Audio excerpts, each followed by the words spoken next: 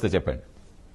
అందరికీ నమస్కారం సార్. ఇప్పుడు ఏదైతే కూటమి ప్రభుత్వం వచ్చిన తర్వాత మనం ఏదైతే ఎలక్షన్ లో మనం చెప్పారో చంద్రబాబు నాయుడు గారు, అలాగే పవన్ కళ్యాణ్ గారు, అలాగే మోడీ గారు ఆదేశాల మేరకు ఈ రోజు ప్రతి ఒక్కటి కూడా సంక్షేమ పథకాలు కానీ, అలాగే మీరు నిన్న చూసుకుంటే 77 డివిజన్లు చిన్న మినీ కలెక్టర్ ఆఫీస్ ఓపెన్ చేసి అధినేత పవన్ కళ్యాణ్ గారు మంచి పేరు తీసుకుని తెచ్చుకున్నారు.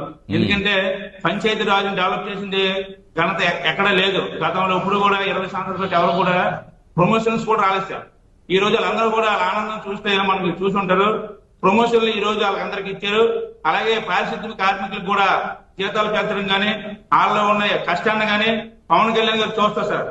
అలాగే సీఎం చంద్రబాబు నాయుడు గారు ఏదైతే పథకాలు ఇచ్చామో అన్ని కూడా చేశారు. ఈ రైతుల కోసం చెప్తున్నారు సార్. వినిపిస్తే చెప్పండి. రైతుల కోసం చెప్తున్నారు. రైతుల కోసం రాజధాని భూములు ఇస్తే రైతులు రోడ్లు అంటే ఎండబెట్టి కనీసం ఎంత ఇబ్బంది పెట్టారో ప్రజలందరూ చూశారు ఆ రోజు.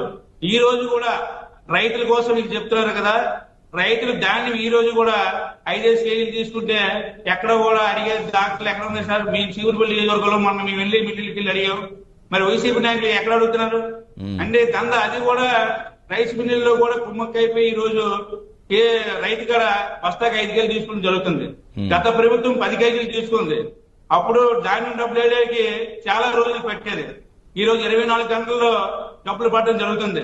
ఆ రైస్ మిల్లు బకాయిలు 16,000 కోట్ల రూపాయలు ఉంటే అది కూడా చంద్రబాబు నాయుడు వేయడం జరిగింది. ఉన్న బకాయిలు కూడా వేయడానికి సిద్ధంగా ప్రభుత్వం ఉంది. ఎందుకంటే అన్ని కూడా సక్రమంగా జరుగుతున్నాయి. ప్రభుత్వం ఎక్కడ కూడా వ్యతిరేకత లేదు. ఈ రోజు ఈ కోటి సంతకాలని ప్రజల్లోకి వెళ్తే ఎవరు కూడా నమ్మరు సార్.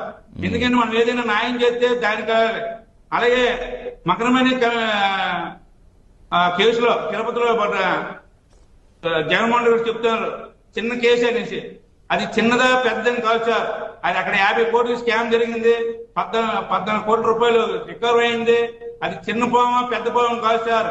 కాటు వేస్తే ఎవరైనా చిన్న పాముని చచ్చిపోతారు, పెద్ద పాము కాటు వేసి చచ్చిపోతారు. కానీ తప్పు చేసేవాడికి శిక్ష పడాలనే పద్ధతే కూటమి ప్రభుత్వం. అతను ఎంతమందిని కాపాడారు సార్ ఆ రోజుల్లో? ప్రతి తప్పు చేసిన కాపాడి ఏమనంటే కార్యకర్తలు అరెస్ట్ చేస్తారని చెప్తున్నారు. ఎక్కడ కూడా ప్రభుత్వం కార్యకర్తలు అరెస్ట్ చేయలేదు. ఎవరైతే తప్పు చేశారో పెద్ద పెద్ద నాయకులు మధ్యలోనే అన్నింటిలో కుంభకోణం చేసిన ఈ రోజు అరెస్ట్ చేస్తున్నారు.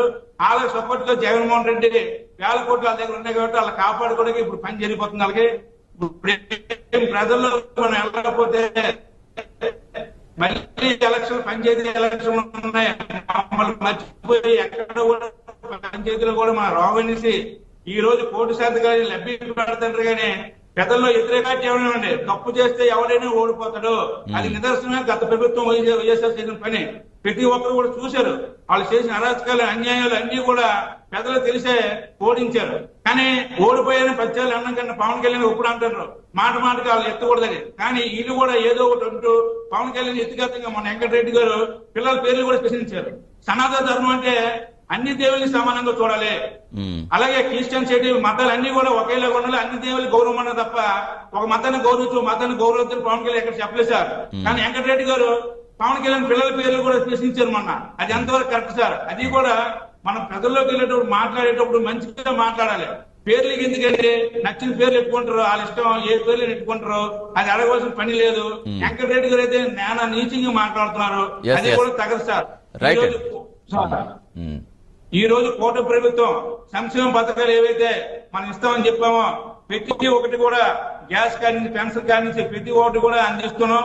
మేమేమైనా తప్పులు చేస్తాం అనుకోండి రేపు పొద్దున మీకు పట్టికైతే ప్రతి పార్టీ పడుతుంది. కానీ మేమైతే తప్పులు ఎక్కడ చేయట్లేదు. తప్పు చేసిన రోజు మట్టుగా పవన్ కళ్యాణ్ గారు ఉపేక్షించమని ప్రతి దగ్గర చెప్తున్నారు. కానీ రెచ్చగొట్టే విధంగా మాట్లాడుతున్నారు. గతంలో జగన్మోహన్ రెడ్డి గారు మీటింగ్లకు వెళ్తే ఇలాంటి తల్లిదండ్రుల మీటింగ్లు కూడా టీచర్స్ కలిపి మెగా మీటింగ్ పెట్టేశారు. అలాంటి మీటింగ్ లో కూడా పవన్ కళ్యాణ్ గారిని జోగి రమేష్ ఎలా తిట్టారు మీరు చూశారు. ఎందుకంటే చిన్నపిల్లల దగ్గర కూడా మా ఏకలు పేకలేరు నక్క కుక్క నుంచి ఎన్ని మాట్లాడారు సార్. అభిపాక్ష ఈ రోజు ప్రతి దగ్గర ఈ రోజు సేవకులంలో చంద్రబాబు నాయుడు గారు లోకేష్ గారు వెళ్ళారు. ఆ మీటింగ్ అయింది. అక్కడ ఎంత చక్కగా చేశారు, పిల్లలతో ఎంత శ్రద్ధగా ఉన్నారు. అది కావాలి కదా సార్ మనకి.